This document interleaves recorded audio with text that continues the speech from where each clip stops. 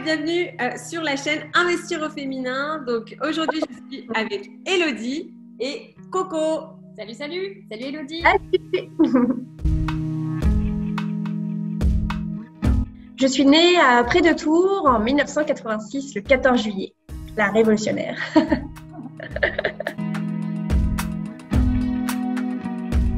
Près de chez moi, à 15 minutes maximum de chez moi où je vis au sud de Tours. Voilà. Pour l'instant locatif, mais ça devrait changer dans les prochaines années, j'espère.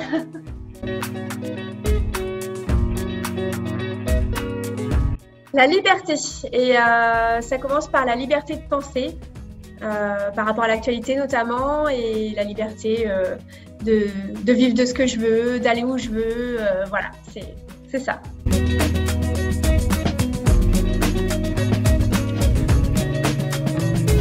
L'immobilier, c'est vrai que j'ai un rapport assez spécial avec les biens parce que ça dépasse en fait le fait de posséder à proprement dit, je sais pas, il y a une dimension un peu spéciale. J'aime bien l'idée de loger des gens, d'accueillir des familles. Et j'adore faire des travaux, j'adore sublimer les vieilles pierres. Voilà, c'est un peu un mélange de tout ça. Non, je crois pas.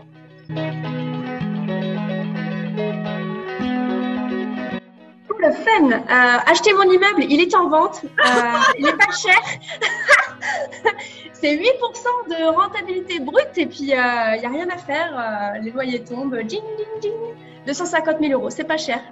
C'est top, il est où d'ailleurs? À Sainte-Maure-de-Touraine, là où on fabrique le fromage de chèvre. Okay. Donc c'est à 30 minutes de Tours, la métropole. Voilà.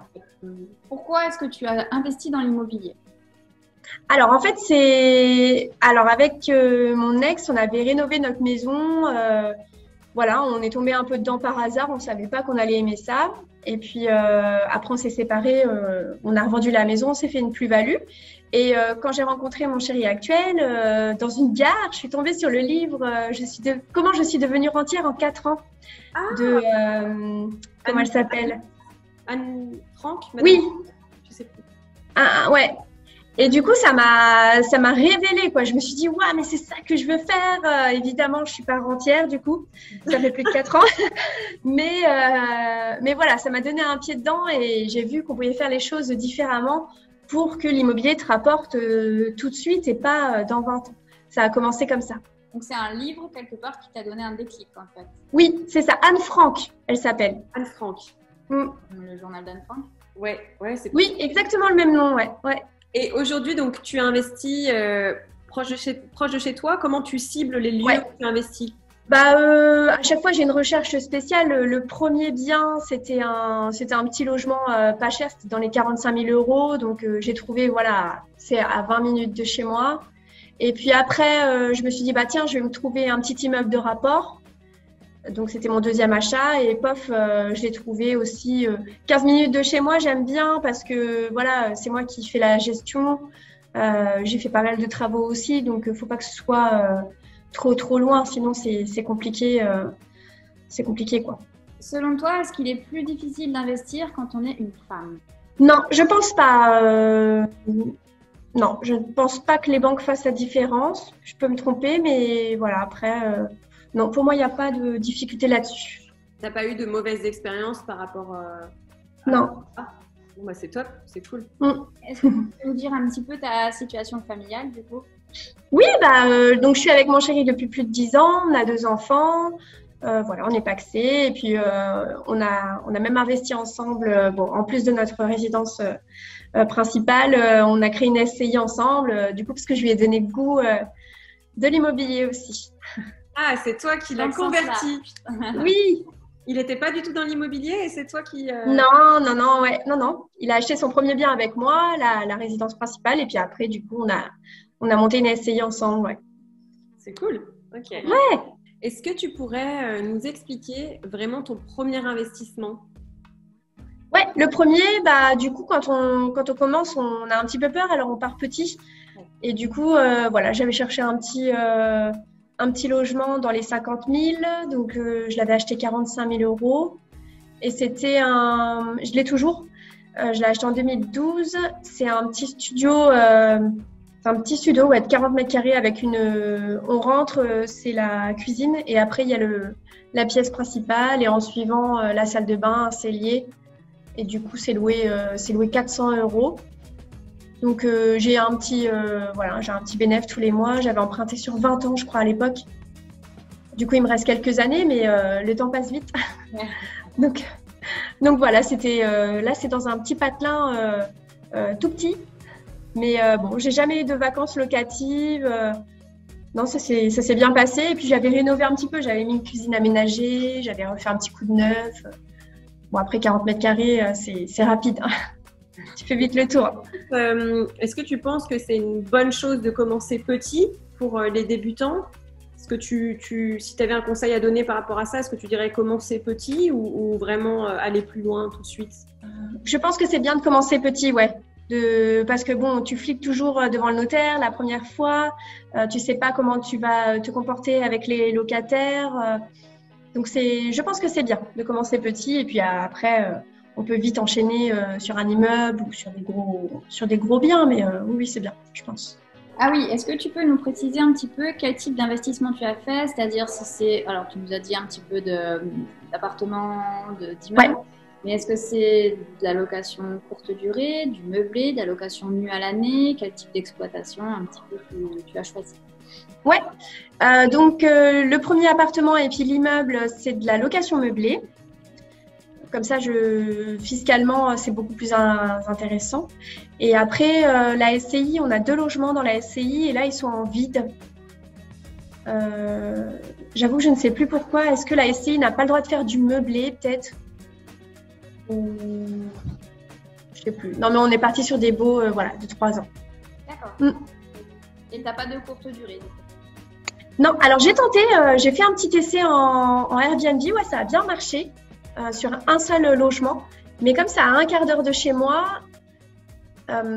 j'avais quelqu'un qui me faisait le ménage et ça a duré quelques mois, ça a bien marché. Et après, cette personne-là, elle a déménagé, donc je me voyais pas aller m'en occuper. Du coup, je l'ai mis à la location meublée à l'année et j'ai trouvé quelqu'un, j'ai mis des locataires. Mais ouais, c'était une bonne expérience. Et tu n'aurais pas pu, par exemple, essayer d'automatiser avec une boîte à clés ou quelque chose comme ça? Tu avais déjà installé ce type de système? Oui, il y avait une boîte à clés, mais c'était pour le ménage. Le ménage, changer les draps. Ok, ça marche. J'ai cherché quelqu'un, mais je n'ai pas trouvé. Qu'est-ce que tu détestes dans l'immobilier? Les impayés, les locataires malhonnêtes. Ça, c'est un truc, c'est horrible. Et j'ai eu des histoires de malades. J'ai eu une dame qui se prostituait, une dame de 65 ans, pas belle, moche. Non, mais je précise parce que c'est improbable. Enfin, tu peux pas rentrer une dame qui a plus de 65 ans avec son physique et se dire ça, quoi. Imaginez ça. Comment tu l'as dit? Ah là là. C'est les locataires d'à côté qui m'ont dit mais vous n'êtes pas au courant, elle est sur un site et tout. Mais moi, je savais même pas que ça existait par chez nous. Ah là là, j'ai eu ça, j'ai eu un monsieur qui m'a pas payé pendant presque 1 an, je l'ai déménagé moi-même. Là, j'ai un monsieur actuellement, il est en impayé de 4 mois et il est en hôpital psychiatrique. Ah, mais t'as des super profils là. C'est pour ça, je n'en peux plus des locataires en fait. C'est pour ça, mais dans l'immeuble, il n'y a plus de soucis. Hein. Vous pouvez l'acheter sans problème, il n'y a plus ces locataires-là. Mais voilà, moi, je les attire, je crois, donc il faut que j'arrête et je me mette à l'achat-revente vite. C'est toi qui gères tous tes locataires, du coup? C'est toi qui gères la recherche des locataires et le choix des locataires? Oui, c'est moi. Mais comment tu faisais, du coup, pour sélectionner tes locataires? Franchement, ça se voyait pas, hein, ça se voyait pas sur leur tête. Je me repasse le film, hein, évidemment, on se remet toujours en question. Non, c'est la faute à pas de chance, quoi. Et qu'est-ce que tu aimes dans l'immobilier, du coup? Aussi ça, parce qu'il y a des locataires qui sont super gentils, avec qui, tu fais des belles rencontres, tu t'améliores leur quotidien quand même, parce qu'ils viennent parfois d'un endroit où ils n'étaient pas bien, et puis tu leur amènes du bonheur, quoi. Et après, moi, j'aime bien aussi le processus d'acheter, rénover, revendre aussi, j'aime bien. J'aime bien à peu près tout ça, ouais. Est-ce que tu as des mentors? Oui, alors ouais, j'en ai plein dans plein de domaines différents. Par exemple, dans le développement personnel, je suis beaucoup ce que dit Margot Klein, Steve Abdelkarim, Idriss Aberkan aussi, il est super, très intelligent. Après, moi, je m'intéresse aussi à la bourse, enfin au trading. Donc, je suis Cédric Froment, Tammy Cabage. Après, dans l'immobilier, récemment, j'ai pris un accompagnement avec Yoni, le marchand de biens. Donc là, ça va me permettre de bien avoir les bases pour lancer cette activité-là. Et puis, qui j'ai d'autre?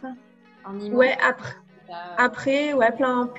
Thierry Gazas-Novas pour la santé, Sylvano Trotta pour l'information. Voilà, plein de gens de différents horizons. Il faut s'ouvrir l'esprit. Est-ce que tu as aussi vraiment une anecdote à nous partager? Ouais, oui, ce qui m'a le plus marqué, c'est le monsieur. En fait, quand j'ai acheté mon immeuble, il y avait un monsieur qui était installé dedans et il m'a pas payé pendant presque 1 an.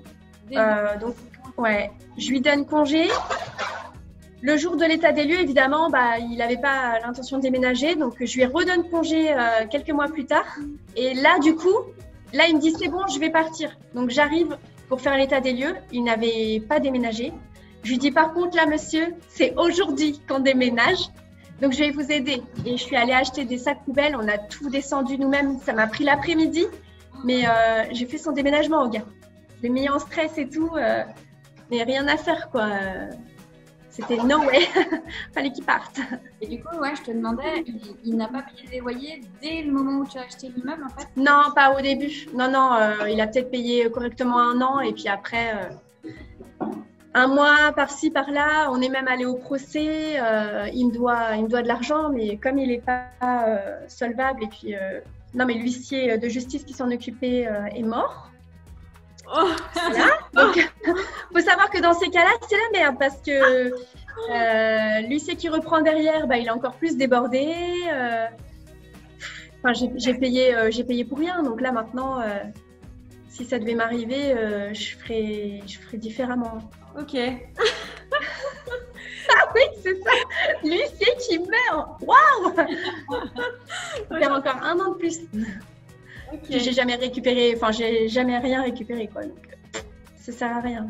Je pense que c'est compliqué quand même de récupérer les loyers impayés. À mon avis, le plus simple, c'est quand même de régler la situation au plus vite, c'est-à-dire de le mettre dehors le plus vite possible, de t'asseoir quelque part sur les loyers, qui oui. J'ai entendu des gens qui disent moi je te offre 2-3 mois de loyer, mais tu pars et après tu reloues et tu passes à autre chose. C'est ce que j'ai fait avec le monsieur là qui me doit 4 mois. Je lui ai dit, écoutez, là, si vous partez maintenant à la fin du mois, j'efface votre dette. Parce que de toute façon, je sais que ça va durer 1 an l'histoire. Et puis, mais non, parce que le gars, il peut pas relouer nulle part ailleurs. Donc aujourd'hui, si tu avais un conseil à donner à des personnes qui ont envie de se lancer dans l'immobilier, quel serait ton bon conseil? C'est pas fait pour tout le monde. Faut pas se lancer pour des mauvaises raisons. Faut pas se lancer pour faire de l'argent. Il y a des moyens plus simples comme rester salarié. Et le dédain. Non, mais voilà, faut vraiment aimer les emmerdes. Faut aimer les emmerdes avec les gens. Et à combattre sans péril, on triomphe sans gloire. Donc voilà, ça se mérite en fait. C'est des efforts, c'est des soucis, mais ça vaut le coup après si on aime ça. Si c'était à refaire, tu referais? Peut-être différemment? Oui, c'est une bonne question. Peut-être différemment, oui, c'est sûr, mais je referais, c'est sûr, ouais. Okay. Donc aujourd'hui, c'est quoi tes plans là pour atteindre cette liberté là du coup? Eh en fait là, si tu veux, ça me rapporte quand même de l'argent tous les mois. Donc je suis à moitié libre, on va dire, grâce à l'immobilier aujourd'hui. Après, le plan, c'était en fait, dans mon immeuble, j'ai investi toute mon épargne dans des travaux. Et pour les récupérer, il faut que je vende l'immeuble. Et à ce moment-là, je récupère ce que j'ai amorti de la banque, plus cette épargne-là que j'ai mise dans les travaux. Et avec ce pécule-là, je veux me lancer dans... je veux créer ma société de marchand de biens. Parce qu'il faut absolument un capital de départ. Bon, après, on peut l'emprunter, on peut faire différemment, mais ça va plus vite au début si on a un gros pécule au départ, quoi. C'est vraiment ça l'idée. Ok, top. Bon, trop bien. Donc, du coup, tu partirais dans l'entrepreneuriat pour faire marchand de biens. Ouais. Et merci à toi, Elodie, pour cette interview et pour ton partage honnête. Oui. C'est vraiment gentil parce que on cherche en même temps. C'est vraiment ce qu'on cherche, des gens honnêtes qui ne vendent pas trop de rêves, dans le sens où l'immobilier, c'est pas être sous les cocotiers. Hein, c'est pas non, c'est clair. Hein. Tu nous en as donné un exemple avec tes locataires incroyables. C'est clair. Ah non, mais c'est clair. Ah, puis ouais, je pense que vous en avez aussi des belles à raconter. Surtout en location de courte durée, tu dois vivre des choses. Moi, je fais pas de durée, je fais que de la coloc. C'est de la colocation, ça va. Ouais. Donc ça va, on n'a pas de. Ça non plus. Ah ouais. Bon, en tout cas, merci. C'est vraiment cool d'avoir partagé tout ça. Et je vous dis à très vite pour une prochaine vidéo. Ouais, à très vite. Mais je crois que j'avais essayé, c'est ce que j'ai fait avec. Non, pas mal. Pardon. Là,